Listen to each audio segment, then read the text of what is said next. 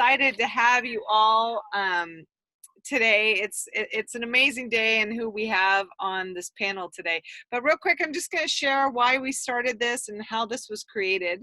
So back when the pandemic hit us in March, my team and I, all these ladies here, we were sitting around thinking, how do we give back to the community? In terms of there's people out there giving back to the community with food and helping out with supplies. And I was, really trying to figure out, well, how do we do it? Back when the market crashed and, I helped write that book to help educate people on losing their homes. So I thought, well, what else can we do that's similar like that? And we came up with doing a live Q&A every Thursday and talking about and educating people on real estate and how the market's changing drastically week by week, day by day. So without further ado, I'm excited to have this amazing panel today. And first, I'm going to introduce you to Michelle. She joined our team back in the December of last year. And she's a certified appraiser. She's been doing it for over 20 plus years. She's an investor herself. So I'm super excited to introduce her, and she's going to go ahead and introduce everyone else. So thank you, everyone. Thanks, Michelle. Hi, everybody. Thanks for joining. And Catherine, I'm going to let you talk a little bit about your history and your background, introduce yourself. And I've been with eXp since December. I have been a certified appraiser for almost 20 years and investor, and I'm also a realtor. And I'm working with a great team here in Los Angeles. And part of what we're doing right now is just to try to give back in terms of providing some education to our followers and our clients and just the general public out there. And we're super excited to have Aaron on. And Aaron, if you want to introduce yourself right now, talk a little bit about what you're doing right now and who you're representing. Sure. I'm here today for VP of Market Insights for Property Radar. We're a software that helps real estate investors, realtors, mortgage, anybody who needs real estate in their life to drive leads, we can help out. So I'm your data nerd for today and glad to be here. Very good looking data nerd, I might add. Stop. I can't. And Catherine, do you want to take a sec and introduce yourself? Of course. So I'm an eXp realtor also. And I have, I met Aaron, I met you back in 2010 at one of the Bruce Norris events. I have been in real estate for many, many years. I was a flipper. I've been an Airbnb host for 12 or 13 years. Actually, I was doing vacation rentals before Airbnb showed up. And I am really excited to have Aaron here because he always brings a wealth of knowledge.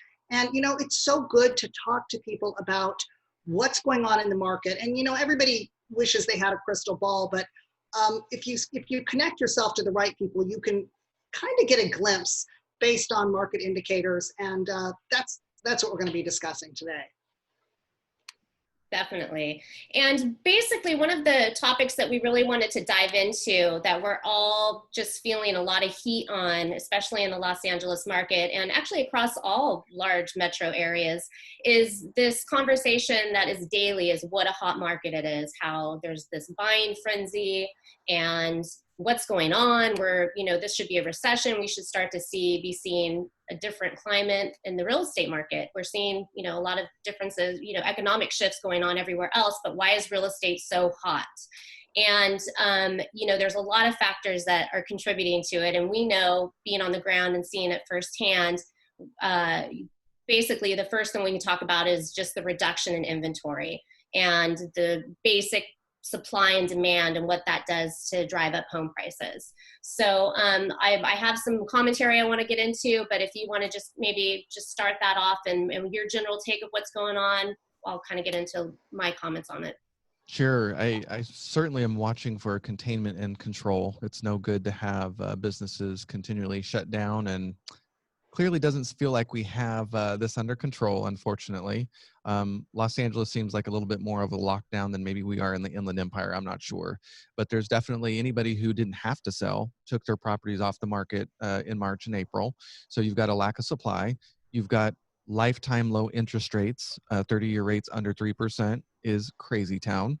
And then, combined with all of a sudden, we get to work from wherever we want in the world. Property Radar is based out of Truckee, California, and here I am in Southern California, living my essential business self in Riverside. So you've got all these factors when you have these technology companies saying, yeah, you know what, we're just going to let you work from home for the next year. You've got kids that are not going to be able to be in school, the K through 12. You've got college students who are not probably going to be back minimum until January of next year. But I talked to several people in the college arena, because here in Riverside, we have 4 schools and universities. We're going to be missing 50,000 students in our local market. That's not good for the economy. So it's so interesting to watch, from county lines to different asset classes. There is a lot going on. I think if you're in the right price category, it's an interesting time. You're getting bid up. I'm hearing a lot of the same thing. Hot, hot, hot. Is it sustainable? I'm glad we have an appraiser on the line. This is interesting conversation. So let's do this. Yeah, so I personally think this is that last little push of bubble that everybody's been talking about the last couple years. This is the bubble, but now I really feel like, with all the factors combined, with also the forbearance that we're dealing with and the moratorium on evictions, a lot of those forbearance options are going to be coming due in September. So, and then people that can prove hardship get another 6 months after that. So that'll be a full year for people that took advantage of the forbearance option and mortgages. So I think it's just going to be a prolonged situation. People are protected right now, which I don't think is a bad thing. I just think that why we termed this the false reality of real estate is it's contributing to, obviously, this atypical lower supply than we would normally have, and Yep. demand. So we've got buyers that have more buying power because of the lower interest rates, and new buyers that maybe because of the interest rate can now afford to buy something. So there's just that influx of buyers because of interest, and then the lower demand. So it's the supply is not really, I think, true to what's happening based on what we're dealing with COVID. So, I mean, that's really the unknown factor here. An interesting thing to think about, though, is like, if I'm coming from, I only know this because I used to live part-time in downtown LA, and my boss finally said, you know what, you can work from wherever you want. And I'm living in downtown LA, and I've maybe got a health issue. And I'm like, where can I live? Let's say I'm spending $2,500 a month for an apartment at what are 30-year rates going for owner occupied right now? My girlfriend just got 2.7. Let's put 2.7 because that's fun. Yeah, 2.7.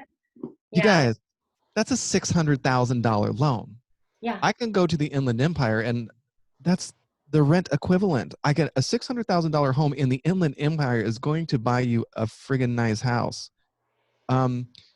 The numbers make sense. The supply is low and the demand is high. One of the things we're watching right now, and there's nothing that we can point to it, but we've all been locked down, and we're looking around and we're like, I really don't like this house. I don't want to stay locked in this house anymore. And you know what? I don't like you either. So what if you have demand because people are getting divorced? Like, what if there's household increases because of these things, and then they get to move anywhere they want? So you've got the conversation of different asset classes, residential versus commercial. You've got deurbanization versus rural. Like, all of a sudden I can live in the middle of nowhere as long as they have good internet, and I'm good. So I'm fascinated. Catherine, you might be more plugged into the vacation rental market. They seem hot. People just wanting to get away. You might not be getting people from France coming into Palm Springs or the beach down here, but you might have people from Riverside saying, like, I just got to get out of here. Well, yeah, that's actually been really interesting. It depends on where you are, right? So Malibu, for instance, I have a place in Malibu. I have a house and then a studio, and they're booked solid. I mean, I've got like wait lists, if there was such a thing. It's so hot because people want, I believe, to be maybe with their family or their own germ pod, right? The people that they they're already infecting or potentially infecting, and they can go stay in a place and not be exposed to other people and have a view and have a change of scenery. So it's not these four walls, it's some other four walls. Right. And get kind of out of the, we're all getting like cabin fever after a while. So the places that are out in the outskirts, I know Izumi lives up in the mountains, and they're getting a lot of, their vacation rentals and Airbnbs are packed full of people. I mean, I don't mean packed like downtown LA packed, but they're a lot of people booking. So I think if you're kind of on the outskirts or in the mountains or more of a resort rural area, you're going to get a lot of bookings. And then the places that are in the cities are suffering horribly, right? So, and some of the cities are not allowing short-term rentals, or they're cracking down in ways. I got an email from Santa Monica yesterday or the day before that, they have to have their own entrance, but it's got to be a home share. I mean, it makes it very confusing for people who are in that space to figure out what to do. Yeah. I think the pricing could be somewhat sustainable. I don't like hearing that investors in sort of the 350 to 450 category are getting $50,000 more than they were expecting on a flip. That makes me uncomfortable and make me think that that's not sustainable. But Michelle, you might appreciate it as an appraiser. You can't ignore that comp. And the fact that it sold so quickly, it's supply, demand, and it's willing sellers. Undue stimulus. Can you consider COVID-19 undue stimulus? I don't know. Can I get a COVID discount, please? I don't know. Yeah. So the issue that I'm having is very similar to what I felt in 2007, where you've got sellers that have 10 plus offers backed up, right? But they wanted to take the VA offer because they want to support veterans, and they're maybe not as strong of a buyer situation, and they've got a couple other cash offers, but they're trying to get this veteran this house. And but the problem is that my high, they're topping the market. They're 30,000 over my highest comp, and there's no rationale for any kind of adjustment to support that. So it's very similar to what we saw in 2005, 2006, 2007, where it was just constantly pushing that top of the market. And unfortunately, there's backup buyers to take it if the appraisal doesn't come in. So and that will set the market. Those cash buyers or people coming in and removing the appraisal contingency to make the deal happen and come in with the rest cash will push those market prices higher and higher. So this is already a juicy conversation. We've hit vacation rentals. I love it. Now, Donica, you're out in the Pasadena area, right? Correct. How is it like older neighborhoods, a lot of, people who've lived there forever? How are you guys doing? Well, it's funny. We're kind of experiencing a mass exodus around here. A lot of people are wanting to sell. They're upset about the Rose Bowl and the parade. They're like, I'm out. Bye. Yeah, no, it really is that. And it's a crazy hot market, and things are just like Altadena's on fire. Everything is selling on average about 100 to 120,000 over asking. It's so bizarre to me. And, sellers are not willing to be accommodating to buyers. I had one, we just closed on Friday, and the one buyer, they were going to ask for some things to be credited just because there were some repairs needed, somewhat major, like a roof and so forth. And the seller responded with, sorry, no, we're not giving you anything because we've got 4 buyers in backup willing to take it as is. Yeah. So it's like, and it's this fire sale of like, well, if your clients aren't serious, then we'll move on to the next one. And it's even happening like a house I had in Palmdale. It's a total trasher, but it's sitting on 10 acres. And the agent's like, well, look, if your client, I don't care what kind of condition this house is in. If you don't take it the way it is, we'll just move on to the next one behind you. It's like, what? Wow. So is this all interest rates? Is this all being driven by interest rates and sort of the kind of frenzy we had in 2007 where people who didn't get it a year or two before are now anxious to get in on it? I mean, What is driving that much? I I think think it's a emotion. combination. Yeah, it's emotional. People Emotion. can finally work wherever they want to. They can have the space. They don't have to live in downtown and those high prices. And, for that $2,500 price point, being able to buy a really nice house somewhere else with more land, space for the kids, because they've been locked in an apartment with kids in downtown LA. Bye. Being told that they may not be able to get the kids out of their house. So they need a yard. Guys are going to be learning outside for the day. I don't want to see your face. Um, yeah, I living in New York City for 7 years and living in downtown in the LA area for 2 and then another 2. So I've lived in a lot of urban environment and I love it, but I can't imagine what it would be like right now at this moment in time. All the things that attract me to the downtown are not available. They're shut down. So, and I still have a lot of friends that live in New York, and I'm like, I don't even understand how you guys are surviving. All my artist friends, that were wait staff, not all of them are wait staff. I shouldn't say that, but Broadway is shut down. All the arts and culture scene shut down. There's just all those things that make a thriving city is gone, and with no clear vision of how to get, because those are all stage 4 businesses. How do we open those? Mhm. We don't know unless we get serious about getting a vaccine, or there's a treatment that is sort of a surefire way that we can get people through the process without, long-term side effects. I just don't know. Yeah.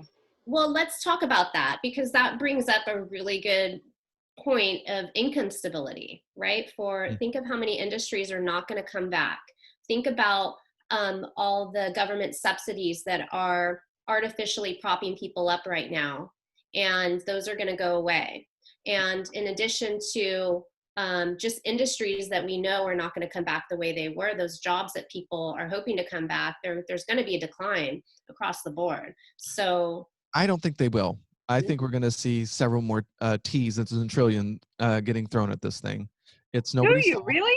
Oh, heck yeah. I mean, they've already all said it. Democrat, Republican, the federal, everybody across the board, they've brought out all the toys that they created during the crisis. They've all brought it back, and they're buying up loans. They're doing what they have to do to prop up an economy. Nobody runs on an austerity platform. You know what, guys? It's really time to lock it down. I know this is going to be really painful, but yeah, I mean, they're going to extend unemployment. The moratorium, especially tied to GSE loans, will be extended. Um, and you've got states like California that are pushing down those eviction moratoriums down to the local level state of emergency. So if I live in a Berkeley and they decide to do a state of emergency for 2 years, like, I just don't have any clarity. It's a little scary. It's very uncomfortable. But I do think the federal government is going to keep writing those checks. I don't think we're going to see interest rates go anywhere anytime soon. I think we've got time. that was my next question about interest rates, if you see them going anywhere.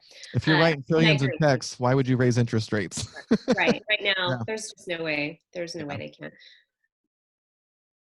So one of the things I was just researching this week was some market data, and a lot of the predictors publications that I read are predicting a 6 to 7%. Everybody seems to be between that 6 to 7% decrease in prices. And these are big publications that are predicting this by May of 2021. And I just want to know if you agree with that. I actually completely disagree on the premise of that. I think we need to be paying attention to the local markets, and that doing a sort of a national or even a state average is sort of useless at this point, because I think you miss the opportunity. You really need to dig into even cities. I think counties are too big. Look at the city. I'm in Riverside County. We've got Temecula, Palm Springs, and Riverside are going to have a very different experience than Blythe, Yes. Paris, and I don't know, Norco. I think the opportunity is going to be really watching those local trends to see what's going on. And then the same thing down with the urban markets. You might find people who are really in distress that got in over their heads in vacation rentals and in the Los Angeles market and don't know what to do. But you know that hosting nurses or medical might be a surefire way to get in there, and you can take over. I just think the opportunities in getting into the detail for sure. So in line with that conversation, I mean, the definition of a recession is 2 declining consecutive quarters in GDP, which I know that official numbers aren't out for the second quarter, but they're pretty big. I mean, they're Oh, you're talking estimating. about GDP numbers. Well, yes, I am, but I'm just talking about the classification to determine a recession, is they usually say 2 consecutive declining quarters of GDP. And we already had the first, which was at about 5 or 6%, and this second one's supposed to be at like 32 to 34% decline because of COVID. So can we call it a recession? Oh No. yeah. Yeah. Let's call it a recession. It's already, I'm looking at the data on the Census Bureau. They've already got their, recession thing. So as I'm creating charts, I'm already, yep, we're in a recession. Great. From the real estate perspective though, we might have a very different experience. Yep. So they can talk all they want about a recession. I'm just really paying attention to the metrics that matter to us. And I think getting really in at the local level, you have to pay attention. Like I said early on in the conversation, here in Riverside, we have 4 universities here. So we have the University of Riverside, RCC, La Sierra University, and Cal Baptist. Now, I think the last time I looked, the UC, the California system, 10% of their students were international. So we're missing only 10%. But I know depending on the school, that could vary. But that means students who are not coming into town that typically pay all cash, the highest rates, they're in our economy, gone. They can't be here. So people doing student housing may or may not have issues. Somebody told me that student housing is actually thriving because parents want their college-age kids out of the house. So they're like, just go move into the dorms. I didn't even know that was allowed. Yeah. But I had dinner a couple weeks ago with another person that worked at a university, and they're scared because 30% of their student population comes and they're not being invited back to campus. So what do you do with all the student housing and they're hemorrhaging cash? Like, our universities are in danger. And the longer that this goes on, you're training an entire generation. Maybe I need to rethink that 70 to 100 grand commitment. Like, maybe I can go on LinkedIn Learning, and Yep. I don't know. You start thinking like, this is awesome. I actually did the very last year of my, I have a Bachelor of Fine Arts. I did my last year while I was on tour being an actor back in 2000. So I was probably one of the first people who did it entirely online, and I thrived doing it. I loved it. I got to tour the world and get straight A's because I got to finish on my own time when I wanted to do it. It was brilliant. So I think, I don't know, maybe we're just learning, all of us all at once, that being on site doesn't matter as much. Mm. Mm. And where do people go? I don't know. This is all new. We don't know. So if COVID-19 lasts for a long time, the longer people get set up in this environment and they learn to thrive and really like it, will they go back? Not going back. They're not Yeah, going. there are some companies that will never go back to having people in their office now that they've discovered that the people can work from home, can call in on Zoom. There's time tracking software. There are ways to do things that nobody forced them to do before, and now they've leveled up. Yep. And in a lot of that, we're making ourselves more efficient, just like assembly lines in the 30s or whatever made production more efficient. So we're getting more efficient in some ways, but then what does this do? Like you mentioned, student housing, and of course the universities, but what about the private investors who have invested into locations that are near universities? What about commercial landlords? Like there aren't bailouts necessarily for those. So how do we, how do those people survive this? I'm worried for them, and I don't like to get dark, and I hate politics, but it is a big concern. Here in California, we've been having the affordable housing conversation for years. It's been a huge issue.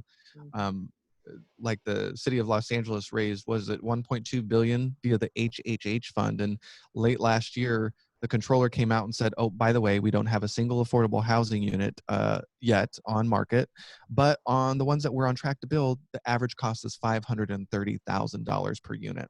And you just go, oh my gosh. And now with COVID-19, that's just out the door.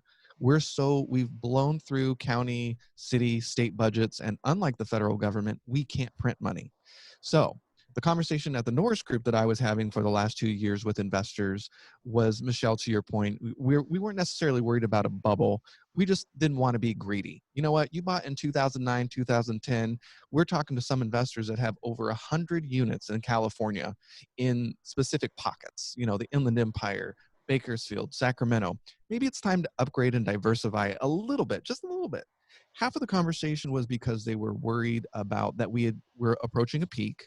and they didn't want to be greedy. The other half, it was all politics. They were getting uncomfortable with the us versus them. We're headed into election season. Um, uh, if we end up with a Democratic president moving forward, taxes will likely increase. Now with COVID-19, we have to worry about tax increases at the state and local level and the city level. It's just a reality. So I have a lot of investors just leaving the state and they're done. I have to tell you, Aaron, I went to a talk that your dad gave about 2 years ago, Bruce Norris, your father, with the Norris Group.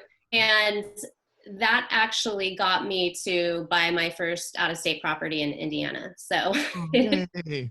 yeah. So I have to say, I definitely, Wow, yeah. you're really a realtor and an investor? You've come to the dark side. No. Wow. Well, I was an investor first, so does that matter? But now you're a triple threat. Good for you. All right. Definitely. And Catherine, do you want to add anything? Because I know you do a lot of out-of-state investing and you've been very successful with it. So please chime in on that. Yeah, I mean, it's a very different animal, right? So here, if you have a tenant, you're probably going to have that tenant forever. And if they leave on their own. But you know, you can't raise the rent. You can't really rehab the property or change things very much if you have a tenant because of all the protections in California and the city of LA and other cities that have rent control. You know, different laws on top of what's at the state level. So we work really, really hard to make sure you pick the right tenant, and then you have the tenant, and maybe they're going to be there for years and years. I mean, I had a tenant die in the property. Like, she got old and died. She was there for like 12 years. And she was wonderful, by the way. I mean, she was a lovely lady. But my point is, you might be in a relationship with your tenant for longer than you're married, right? You might end up having a really long relationship. Whereas, and so you're very careful about who you select, and you can rent places really quickly here. Like, if they're priced right, you're going to get tons and tons of people applying. Out of state, depending on where you are, I have property in Tennessee, I've had property in Florida, property in Utah, I've been in Mississippi, and you end up working really hard to get the tenant, and then you work really hard to keep the tenant, right? So we're not as concerned about keeping them because we can't really raise the rent, and they're going to stay because housing is in such short supply, even now in California. But in other states, you don't have that same experience. You work hard to keep people because when you lose a tenant, you have to do a mini rehab. You know, you have to get a make ready done for the next one. So it's like California is one thing and everything else is something else. Like, it's different. You That's know, a good point. I will say though, just from a property manager's point of view, because I property manage some of my clients' rentals, and I will tell you on my side, what I'm seeing is rents have not only decreased, so rents have gone down quite a bit in my area, and the tenants are a lot more picky, and it's not as hot as it was just from a year ago. So it's been quite interesting, you know, in terms of there's some tenants that are taking a strike because they don't have a job and they're not going to pay rent right now. And, you know, it's really kind of interesting what's happening, you know, in terms of the rental market, at least where I am. You know, where does that leave the landlords who have multifamily where the tenants aren't paying and maybe they don't have a loan with Freddie or Fannie? Right. Or the commercial loans where the debt to income ratio has to be at a certain level in order for them to continue to qualify on those loans. Because when the tenants aren't paying, the commercial tenants, the bank could theoretically come in and call the loan because there isn't enough rental income. Like, there's things like that could be going on now. I don't know, Aaron, if you've heard of any of that. Yeah, I was on the phone with a council member trying to, early on in March, the city of Riverside was looking to layer on additional moratoriums, and I got on the phone. They called me to get some input, and I get it. There were some landlords that were being real jerks, being real difficult. They were sending really ridiculous letters to tenants like "pay up" or "get out." I mean, it was awful. If you can, you should. I think this is nobody's fault. We need to work together. There are people that are really struggling, and for some of us who specialize in very specific categories of tenants, undocumented. It really scares me for some people that are off the grid and don't have any help. Landlords that have hard money. To anybody who isn't a GSE. So when I hear politicians, basically running a campaign and they're not addressing an entire issue, I'm just not interested. I'm like, okay, not voting for you again. It's not very interesting. And there's a lot of people hung out to dry. You've got the federal government trying to show solutions. And because of what Gavin Newsom did, it's really causing some frustration. Can you imagine being a servicer of a nationwide hard money lender at this point? How do you do that? Overnight, I got to be focused on a municipality's idea of what I can do. If you're in, is it Santa Monica, Santa Barbara? I forget. There's several cities that have come out, and if you deliver the wrong eviction kind of notice or letter, you could get fined $1,000. If you're not paying attention at that kind of local level and know your rights, you're out. Now, we've got the moratorium, but you've got the courts that are shut down. So even if we get unstuck, you've got to have, I don't have absolute clarity on when the courts are going to be able to get opened and even process any of this stuff, whether it be evictions or foreclosures. So we don't think I see the foreclosure data every day, or at least several times a week here in California. There's just not a lot going on. You've got the stuff pre-COVID that will eventually work its way through the system that's backed up, and anything COVID related. You know what? We learned during the last crisis that the government's going to throw whatever it can at this. I think we're going to see a lot more. Are we really going to dump a whole bunch of foreclosures on the market when we know it's going to damage the economy and a lot of people? I just don't think so. See, I'm with you on that. Yeah. It's funny because, Michelle and I have talked a lot about that, in terms of do we see this coming to fruition? And it's like, I'm not seeing it. I don't see how. It would be different if it was just the state of California, but this is nationwide. We're all going through this globally together, not just nationwide. It doesn't behoove us to do that. So it's going to be interesting. We're about to head into hyper political season. I guess we'll get to witness firsthand their ideas of how this is going to help. But I'm really looking at those thinkers that think systematically. Affordable housing has been the same way for me. Here in California, we're a Democratic majority, and I see bills like SB 50, building density along high transit corridors to where people don't have to have cars. And the whole idea is to get them off of the freeways and onto mass transit. Yet the NIMBYs show up and ruin it all. So even in states like California, I'm just so uninterested. It's very difficult when you hear politicians trying to blame landlords and real estate investors when, you know what? No, affordable housing is a long-term, decade planning process that you've destroyed and you haven't been able to push through. So there's plenty of blame to go around. So what advice? Aaron, when you were at the Phoebe meeting, the For Investor by Investor meeting in Pasadena, that's run by Christina Suter, and you did a presentation that was October, November of last year. So just a few months before COVID hit. And one of the things you talked about was cohabitation, this living where you have multiple people, a lot of the hipster, millennial crowd was more interested in, hey, I want to be a little more transitory. I want to have a little more social life. And that actually I thought that was a really interesting idea. Now COVID hit, and to me, it seems like everything's different. So are you hearing anything about what that sector is doing? I have one investor in my life that this is her specialty out in the Inland Empire. And I had lunch with her about 3 weeks ago. And the co-living thing, they've professionalized it, especially in urban environments. And the concept is master leasing. You've got these big Wall Street companies that will also build their own product, and they control it. They fix it up. They furnish it beautifully. This is not shelter. This is a lifestyle. I mean, it's stunning. And for a presentation I just did up in San Jose, there's a common.co is the website. It looks like you're stepping into an HGTV rental. It's stunning. And you get your own bedroom, and they beautifully decorate the house. And depending on which company, they'll supply everything from cleaning once a week to olive oil and salt and pepper. I mean, it's really interesting. And then they rent out the rooms, but everything's included: internet, your bedroom, cleaning services. You don't have to worry about anything. The price of, just get in and it's your bedroom and one fee and you've got it all. I Wow. thought that would be a brilliant way because vacation rentals were coming under attack because of affordable housing. So this was my plan B, and just say, hey, if you get stuck, think about this. This might be a way around it. So far, I met with her and she says that she's not being impacted. Her specialty is graduate students. So they're parked here, they're doing their work, they're old enough that they're not going anywhere, and she hasn't had any vacancy.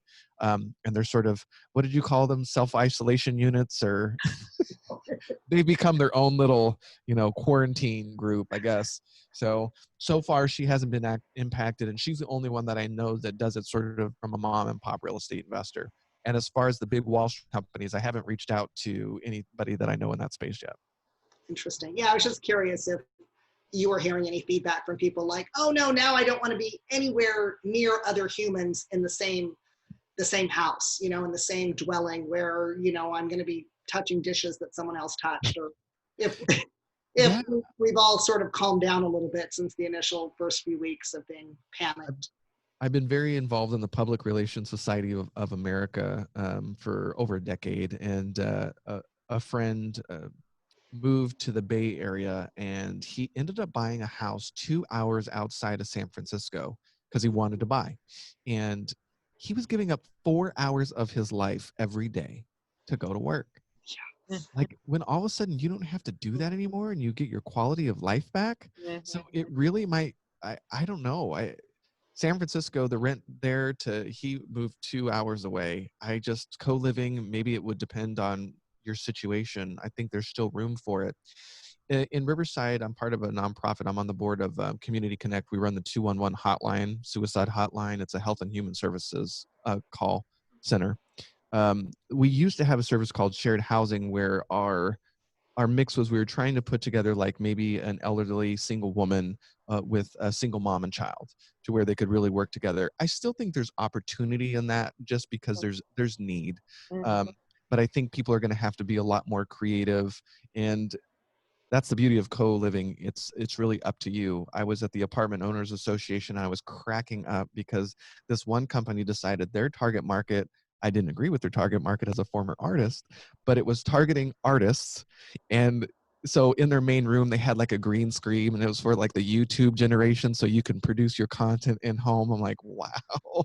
So they're doing co-living for creators pretty much. I'm like, Wow. yeah, good luck with getting rent on that crew. Just kidding. Yeah. Just kidding. Yeah. It's true. I don't know. There are some people that have made a killing on YouTube and Oh. social media. The influencers. I mean, it's amazing to me. Yep. Where do you see the opportunity for investors in real estate? Like, what's going to be? I mean, I know, Donica, you don't think it's going to be short sales because of the forbearances and because of the government sort of trying to keep things from falling apart. But I'm sure there's some opportunity, and I'm curious where you think the opportunity is. The Norris Group has still been very busy funding loans, so I can sort of see that flips are still there, and it definitely has slowed down, specifically over the last 30 days. iBuyers are back in the market, buying at stupid prices and don't have to make money. Yeah, it's true. Use it or lose it. Yeah. Because I always talk, I've been tracking them for years. So in every market, I want to know what they're buying and why. I want to figure out what their buy box is. And it makes I don't care, the average on the state. I want to get down to the local level, because I need to know if I'm going to leverage them in my business. I have investors that they'll go after the ugly ones, the hoarder houses, the people problems that Wall Street won't touch because it's complicated. They're all about scale. Our industry needs to get really good at things that don't scale. So they'll go after those more difficult transactions, de-junk it, and flip it to, Open Door, Zillow, because they know they'll overpay for it. So I just need to know, am I going to leverage them or not? Or let me focus on a category where they're not buying, whether it's at the low end or the high end. Investors, the majority of the investors that I know have been going after equity sellers anyway. It's marketing to that off-market property. It's just getting good at finding a niche. Are you great at talking to landlords out of state that might not know the poop show that's happening politically when it comes to rent control and moratoriums, and they're over 65 and probably have depreciated enough to where they just want to get out? Is it the owner occupant with 50%? I don't know. There's so much data. Property Radar has over 200 fields to search against. And I'm always amazed at what people come up with. Sean was telling me the other day how to find probates before they happen. It's just, watching the obituaries and backwards engineering, looking up their name and magically sending a mailer to the house. You don't have to say, so sorry. It's just like, hey, want to sell your house?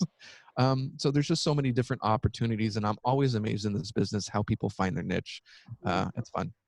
What do you think people should do, or should real estate investors look at all the retail property and office space that is currently not being used? I mean, I do not Great know. question. It is a great question, and the commercial is definitely not my specialty. And again, it really is going to come down to containment and control. The longer that this goes on, the longer companies get used to the idea that, you know what, I don't have to afford expensive commercial space. I could just get rid of it and stay at home, and I'll have maybe a small imprint there. You know what, maybe I'll open a second office somewhere else, and it's just a hole in the wall.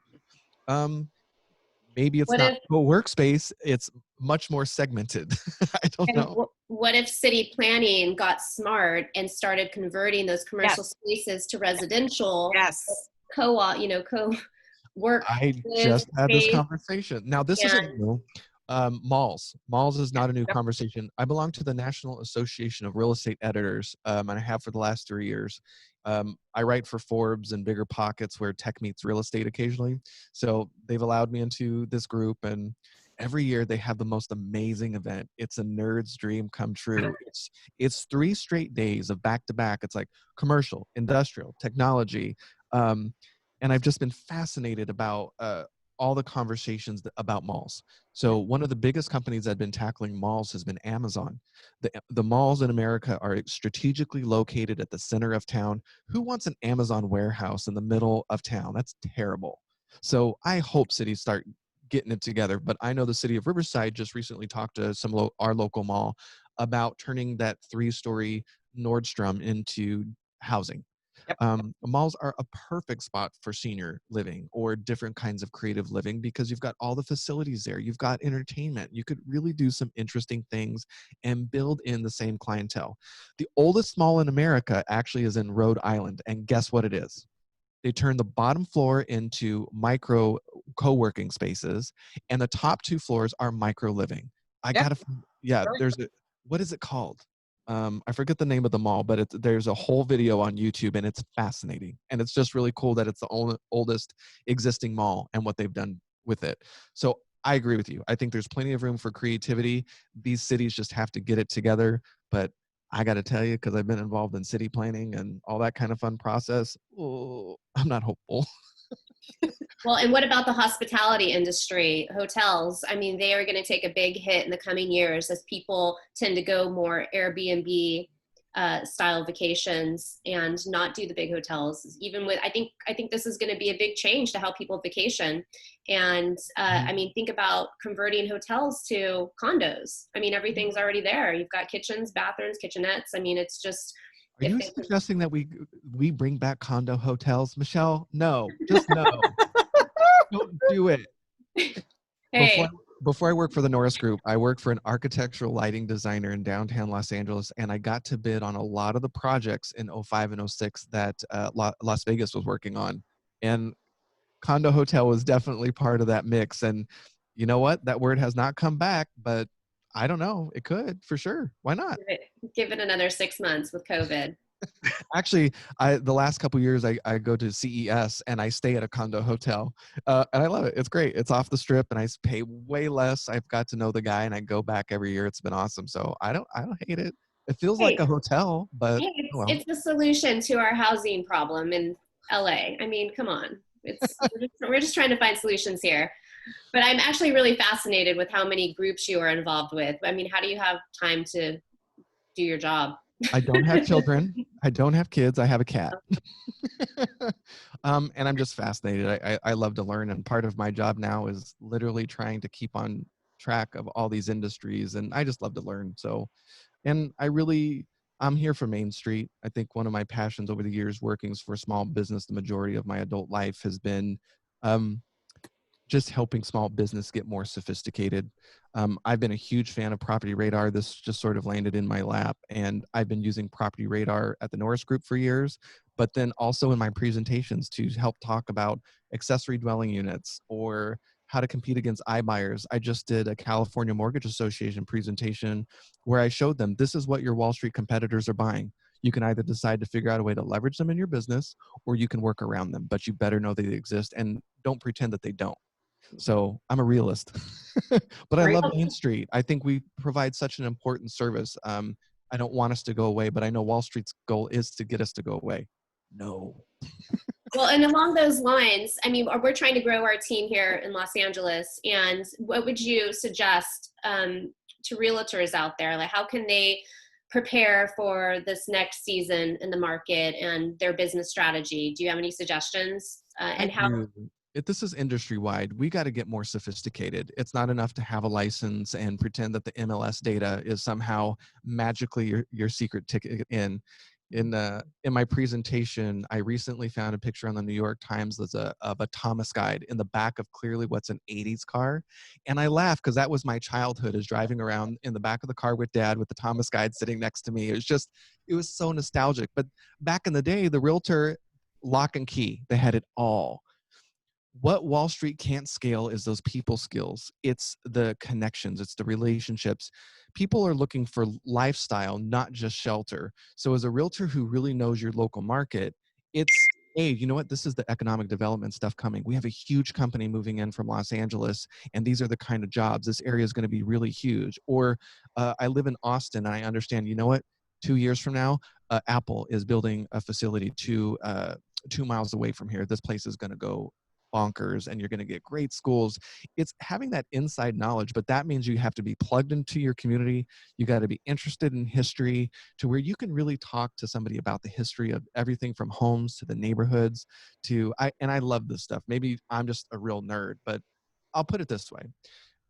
When somebody comes to me in Riverside and they say, I'm looking for a home, I start to talk to them like, well, what do you like? Do you like mid-century modern? Do you like Victorian homes?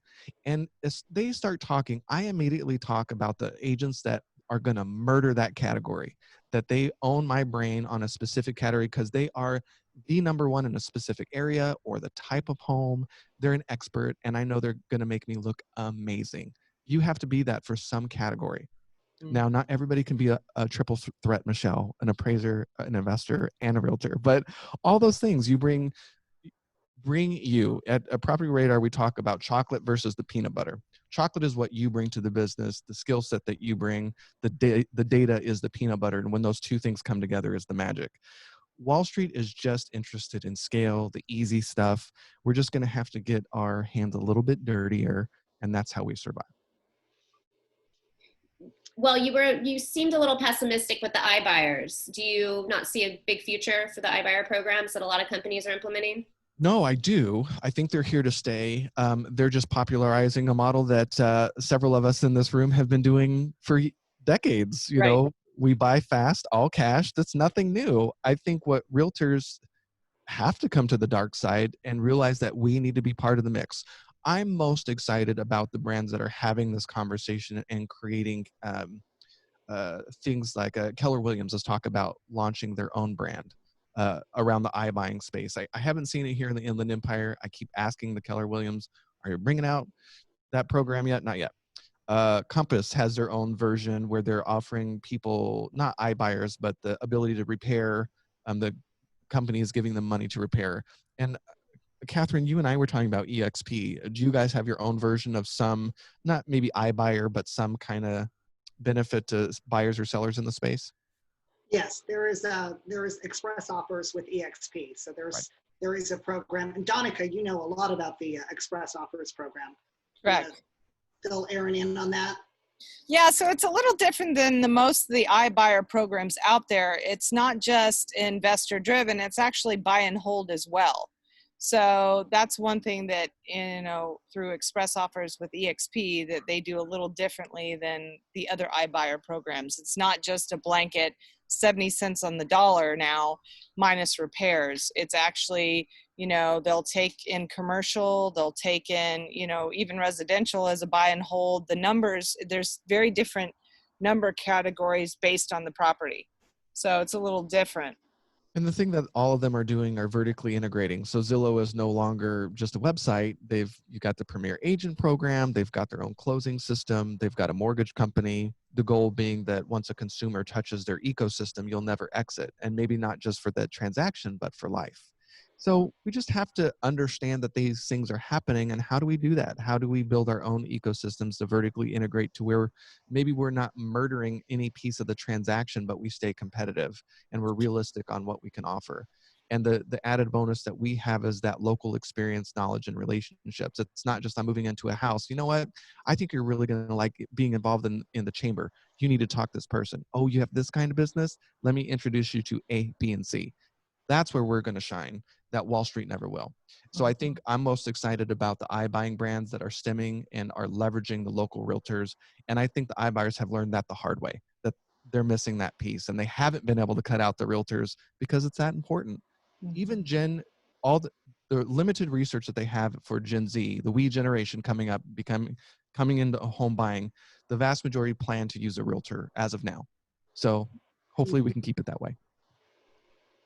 I think that's where it's going, and I think it'll continue to go that way. And that's, Sure. Yeah, absolutely. All right. Well, I don't have any more questions for you. Oh, I mean, I do. We could do this all night, actually. Just respect your time. We told you we'd have you about 45 minutes. And thank you so much for doing this with us. I hope we get to do this again in the future, maybe revisit this conversation in 6 months and see how wrong we were or how right we were. I'm down. Let's do it. It'll all be different in just 1 month. We don't even have to wait that long. Real quick, Aaron, there was one question on Facebook that came through that they were asking specifically, and we kind of talked about this, but just so this question's addressed in terms of when's the right time to sell versus holding on as a rental for the next 20 years? Crystal ball. I haven't sold all my California stuff because I know that I'm never going to buy it back. I guess it really depends on. This question drives me nuts. I know. That's why I was hesitant to ask you. I just think that people are trying to like, what month should I sell? I'm like, I don't know. My father has been the majority. He actually moved today. He moved to Florida. He did? What? Yeah, he is moving literally today. We hugged. Actually, Karen Hall was in our office, and she happened to be here when we hugged goodbye. So he is going out to Florida. So we've been selling our stuff strategically for the last couple years, upgrading, diversifying. If the numbers work for you, maybe you never leave. Right. Over the long term, if you're parking it and you're a long-term investor, you don't care. If you're trying to really play that market timing game, that could be very different in every market. So I don't know, unfortunately, but hopefully you're making decisions that make sense for the asset and that protect your family, and that you're giving yourself multiple exit strategies. Let's just not be crazy and do things that overextend ourselves to where we get in trouble. Yeah, be reactive, right? Be just very proactive in your planning. Have good counsel and a CPA. Surround yourself by people who let you know when you're being greedy or stupid. And I'm being serious. You really need those people in your life. Be like, really? You need to know the day you need to sell? Okay. By the way, where in Florida did your dad move to? Because I used to live in Florida. We're building in Southwest Florida. He's moving in Southwest Florida closer to the Sarasota area. Oh, okay. Okay, great. Cool. So he's an hour away from John Schaub and Peter Fortunato. Nice. Yeah. So, yeah. And what about you, Aaron? Are you staying put in California? For now, I am open. But yeah, for now, I will stay in Southern California. Too much going on here. I'll hold down the fort down here in SoCal and Riverside. After living in New York City in small spaces, I've learned that I don't need fancy. I'm very content. I bought my house in 2010. It's doubled in price, and I've improved it according to an appraiser that last when we did a refi back in 2012. It's home. And so I treat it as such. It's not a credit card machine for me. I'm very conservative. I know other people would think that's stupid, but you know, I just want, I like boring. I've learned that I'm not a flipper. I over improve. I want to have pride in my product. And there's a few rentals that I bought that the market saved me. So I don't think I'm anything special or that I'm some brilliant flipper. I've learned that I do enjoy buying the hold. So I think everybody has their sort of own little avatar when it comes to an investor, and it's okay. And you need to find out who that inner investor spirit is and just lean into that. And it's okay. Whatever you decide. My brother and I fight all the time. He's a numbers guy. He loves to build. He loves to flip, and I'm an idiot for buying and hold. And you talk to Mick Blackwell, who's like, "You flipped? You're an idiot. Why are you selling anything?" So having those people and those different viewpoints in my life has been so good. But the one book that changed my life was a John Schaub book. I've been surrounded by flippers my entire life, and the concept in the book is buy one house a year, buy 10, pay them all off, and you're done. I was like, that's it. It's completely changed my life. So I have to ask before we go, Aaron, I know you're an advisor to a lot of investors. Are you advising your investors to kind of stay put on the sidelines right now? Or are you? no. I think everybody hopefully knows their market better than anybody else, and they'll know when it's time to pack it up and when to go. We have plenty of people that are finding deals. They've been marketing for years. It's hard to shut that stuff off. If the deal makes sense, great. If I would just warn, don't get caught up in these. I just don't know how sustainable it is. We've talked about these huge increases in price. I would just hate for people to start calculating like, oh, we're going to get a 10% increase every month when that might not be sustainable. So just be really careful. False reality. Mm-hmm. All right, Aaron. Well, thank you so much. Again, we really appreciate you coming on Well, and thank you. It was fun. speaking with us. And I have a question, Aaron. Are you willing to, are you available to those watching that want to reach out? What's the best way, or how do you? You know what's a great way? Email's hard for me, but if you go to community.propertyradar.com, it's free, and you can log in and ask questions. And it's not just me who sees it. It's Sean O'Toole. It's our entire team. So if there's something that I don't know, other people can chime in. There's some really very smart people that are in that community. So yeah, go there. The Data Driven Real Estate Podcast, we take questions. We do a lot of our prep work before our podcast there. So this week we have Dr. Karen Lacey about segregation, race and class, and the federal government's role in segregation over the last many decades. It's an important conversation for our time, and man, she's smart. I've never worked as hard for an interview in my life, but we do all the prep work there, and you can get links and all kinds of stuff. So yeah, go there. Perfect. So that's community.propertyradar.com. Yep. And you can ask your questions there, and glad to help out. Good. Well, thank you, Aaron, so much Thanks for the invite. It's so nice to see your guys' face. I know. We'll have to thanks, get together Aaron. for a cocktail someday soon. Please. Okay. Bye, you guys. Bye. Thank you. Bye.